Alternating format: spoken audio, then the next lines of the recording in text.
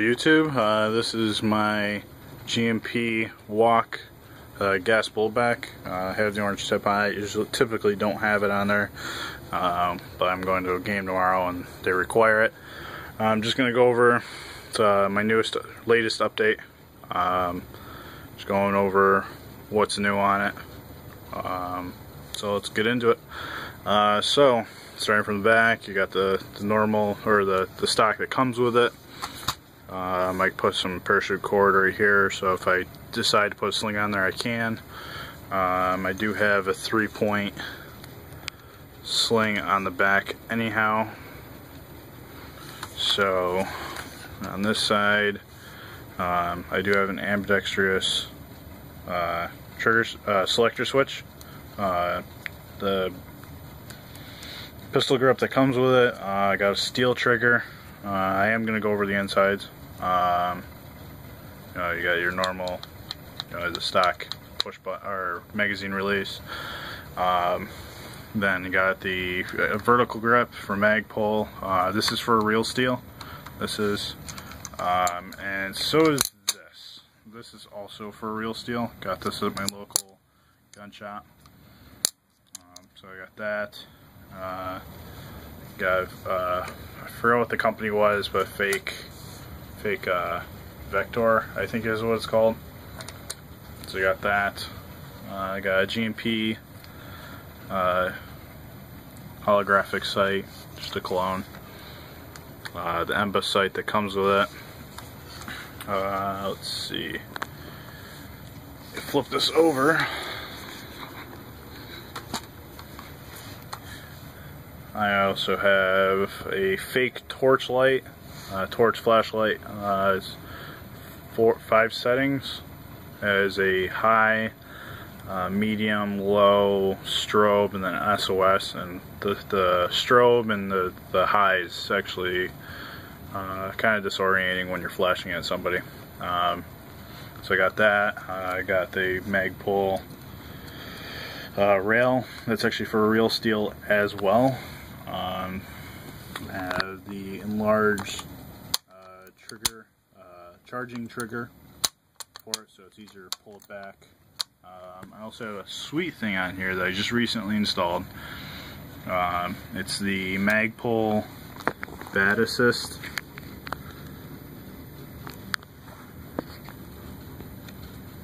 Which is pretty awesome. I had to do some modifications to this frame because this is the Magpul body. So it has these ridges raised up, so they're a little bit higher, like a normal AR frame or M4 carbine. Does not have all of this. So I did have to take some material out of the frame so I could get this to work properly. This is for a real steel. This is not the airsoft version. Got that also at my local gun shop. Flip this over. Notice how it has the little trigger at the bottom. I don't know if you guys know how this works. Let's see if I let's see.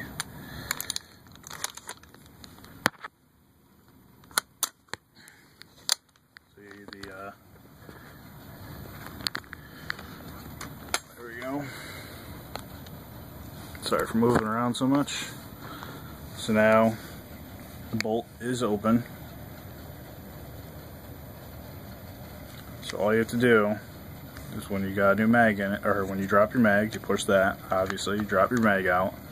You put the new one in without even leaving your hand or leaving the pistol grip. Drop the bolt. That's all that's for. So your hand stays on, so you don't have to.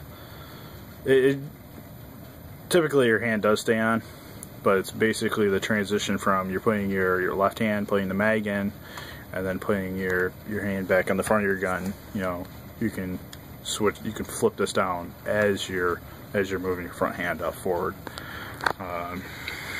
Okay, so let me pop it apart so I can show you what's inside. It's not too amazing. You've probably seen it a dozen times and a bunch of other ones.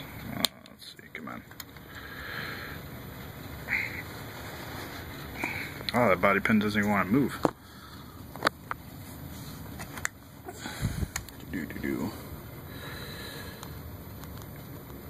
There we go.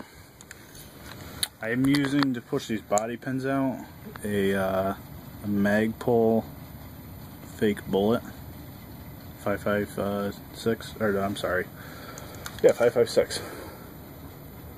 Yeah, 556 NATO. Yeah, it's a fake one.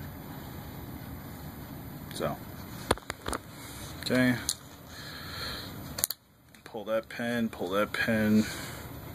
It's easy as lift. So, new things I have in here in this in this rifle is I have a new bolt. This is a King Arms bolt. You know, it looks just like the G&P one. A pin, I was trying to use an aluminum nozzle, and the pin slid out of the back of it and scratched the inside, so I had to get a new one. When you build it, you do want to shave down, I don't know if you can really see that, you do want to shave that down a little bit, so the transition, so it doesn't hiccup at all, doesn't snag. Shoot it a few times and find out where the wear marks are on the bolt, and then just sand those off, just to get the fake steel paint off.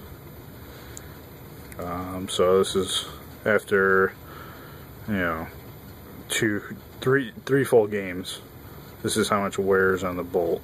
The other thing is to smooth that out, the transition from this pretty well out, and then make that pretty shiny. So you got that. This is also a King Arms charging handle because the other one snapped up front.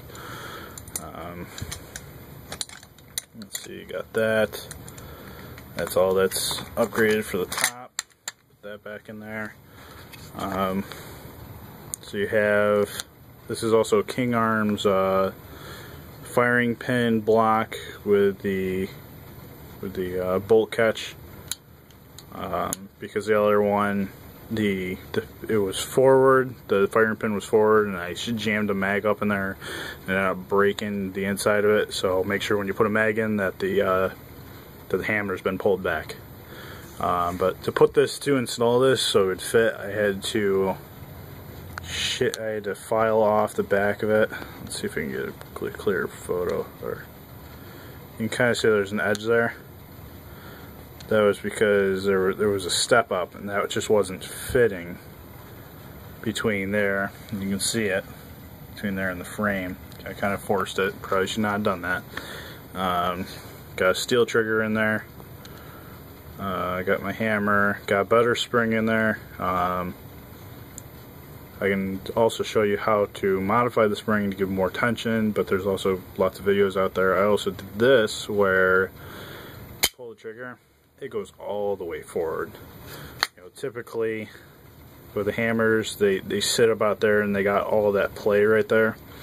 Well, I bent the spring and did a couple bends, and so it's tucked up in there, so this hammer goes all the way forward like the real steel, and actually catches. You know, it hits a lot more efficient. You know, better gas blowback. You know, normal insides. You know, besides the steel trigger. Haven't had a problem with my my buffer lock yet, which is pretty good. This is actually, you're supposed to get a red one in yours when you get the kit. Mine actually came with this aluminum speed buffer, so that was nice. I do have a heavier duty spring, or a enhanced buffer spring as well, so that's always nice. A little better recoil. If when you build this gun, the bolt, when you put a mag in, the bolt's never going to go forward all the way. And you have to shave down. Let's see. Got this. See where the feeder is? And typically, if you follow the feeder back to this is raised about 1 millimeter. You want to take all of that off and make it about the same height as the feeder. when you do that, the bolt will travel forward, all the way forward every time. So you shouldn't have a problem with that. And in here, you can see there's like a little shims in there. Those are actually the for the flash hider. The flash hider shims. That's why I stuck in there, because my body, the ass end of my body was a little bit wobbly, so I had to fix that, and that's how I fixed it. So now it doesn't shake all over the place. So yeah, if you have any more questions, I can help you out. Obviously, you know, I can tell you other things that I've done, that I've learned, that I've had to deal with, that now I know how to fix it. But anyways, yeah, so if you have any questions, just comment below, like, subscribe. So yeah, have a nice day. Bye.